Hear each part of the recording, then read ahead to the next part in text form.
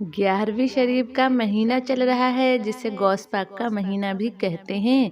आज हम आपको वलियों के वली, पीरों के पीर, दस्तगीर हुजूर गौसे आजम का एक वाकया सुनाने वाले हैं कि जब आपने बचपन में 300 मुर्दों को जिंदा कर दिया। तो ये वीडियो बहुत प्यारी वीडियो होने वाली है, इसे बिल्कुल अभी लाइक कर दें। और अगर आपने अभी तक चैनल को सब्सक्राइब नहीं किया है तो चैनल को सब्सक्राइब करके बेल आइकन जरूर दबा दें। बगदाद शरीफ में एक औरत रहती थी जिसका एक बेटा था। वो गरीब और नादार औरत थी और सर पर शौहर का साया भी नहीं था, यानी कोई सरपरस्त भी नहीं था।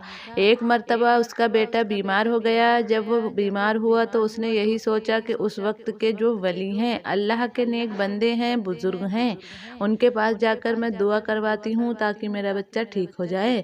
लेकिन जब वो जा रही थी तो रास्ते में ही उसके बेटा इंतकाल कर गया। किसी ने उसे बताया कि यहाँ पर बहुत पहुँचे हुए वली हैं, तुम उनके पास चली जाओ। वो औरत खानका यानी इबादत खाने में गई, जहाँ पर बुजुर्गान दीन मौजूद थे और मखलूक खुदा की खिदमत कर रहे थे। वो औरत अपना बच्चा लेकर वहाँ पहुँची। जब वो अंदर दाखिल हुई तो बहुत परेशान थी। अंदर क्या माजरा पेश आया किसी को कोई खबर नहीं थी, लेकिन जब वो बाहर आई तो तड़प तड़प कर रो रही थी, बिलक बिलक कर रो रही थी। वो औरत आसमान की तरफ देख रही थी, रो रही थी और फरियाद कर रही थी। उसी वक्त एक प्यारा सा बच्चा जो बहुत खूबसूरत था, चांद सा उसका चेहरा था, उस गमज़दा औरत के पास आए और उन बच्चे ने उस औरत से रोने का सबब पूछा। तो वो रोते हुए कहने लगी, मैं तुम्हें क्या बताऊं, लेकिन अब मेरा रोना कभी ख़त्म ना होगा क्योंकि मेरी ज़िंदगी का सहारा अब नहीं रहा। उन प्यारे से बच्चे ने फिर से पूछा, बताइए तो आखिर क्या हुआ। उसने कहा, ये मेरा बेटा है, मेरे शौहर की आखिरी निशानी। जब मेरे शौहर का इंतकाल हुआ तो वो अपने बच्चे को देख नहीं सका।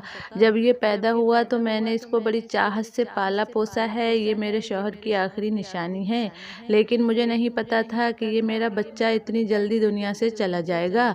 इन बुजुर्ग की विलायत की काफ़ी धूम है और इनकी निगाहें करम से बहुत कुछ हो सकता है। जब मैं अंदर गई तो उन्होंने मुझसे कहा कि ऐ औरत, सब्र करो, सब्र, और इस बच्चे का अब कुछ नहीं हो सकता। जो एक बार दुनिया से चला गया वो वापस लौट कर नहीं आ सकता। तुम्हारा बेटा मर चुका है, अब तुम सब्र करो और शुक्र से काम लो ताकि अल्लाह ताला तुमसे खुश हो जाए। अब बताओ मैं क्या करूं, मैं तो जीते जी मर जाऊंगी। ये कहकर वो औरत दोबारा से रोने लगी। औरत की बात सुनकर उन प्यारे से बच्चे ने अपनी जुबान मुबारक से ये अल्फाज अदा किए कि ऐ औरत, आपका बेटा मरा नहीं बल्कि खुद वो जिंदा है। देखो तो सही, वो हरकत कर रहा है। दुखियारी माँ ने कपड़ा उठाकर देखा तो वो सचमुच जिंदा था और हाथ पैर हिलाकर खेल रहा था। जब उस औरत को यकीन आ गया कि उसका बेटा जिंदा हो गया है तो उसने उन बच्चे से कहा, बेटा क्या तुमने मेरे बेटे को जिंदा किया है? ये तो मुर्दा था, मेरे सामने इसने दम तोड़ा था। क्या वाकया ये मर गया था या फिर बेहोश हुआ था? तो बच्चे कहने लगे, अल्लाह के हुक्म से ये जिंदा हुआ है। ये बेहोश नहीं हुआ था बल्कि इस दुनिया से चला गया था। आपका गम देखकर, आपकी ममता की तड़प देखकर मुझसे बर्दाश्त न हुआ तो बस मैंने अल्लाह ताला से दुआ की और आपका बेटा ठीक हो गया। वो औरत कहने लगी, मैं मान गई आपको, लेकिन आप कौन हैं? इससे पहले वो कुछ बोलते उसी वक्त वही बुजुर्ग जो अंदर इबादत खाने में मौजूद थे वो बाहर आए। उस मुर्दा बच्चे को जिंदा देखकर मामले को समझ गए और उन बच्चे की तरफ पलट कर आए और कहने लगे, बेटा अभी से तूने तकदीर के छुपे हुए राजों को जान लिया है। ये बच्चा मर चुका था और तूने अल्लाह ताला से दुआ की तो देख ये बच्चा फिर से जिंदा हो गया। तू ऐसा क्यों कर रहा है? लोग तो हरगिज इस बात को नहीं मानेंगे। तू क्यों अभी से अपने जलवे दिखा रहा है? ये कहकर वो बुजुर्ग उन बच्चे के पीछे दौड़े। उनके हाथ में छड़ी थी। वो मारते तो नहीं, बस डराने के लिए। बुजुर्ग जिस तरह बच्चे के पीछे दौड़ते हैं उसी तरह वो उनके पीछे दौड़ने लगे। वो भी तेज तेज वहां से भागते हुए आगे जा रहे थे। आगे बहुत बड़ा सा कब्रिस्तान था जहाँ पर बेशुमार कब्रें थीं। उन कब्रों के बीच से गुजरते हुए वो बच्चे कहने लगे, ऐ कब्र वालों, भागो, नाना जान जलाल में हैं। बुजुर्ग ये बात सुनकर अचानक सकते में आ गए और रुक गए।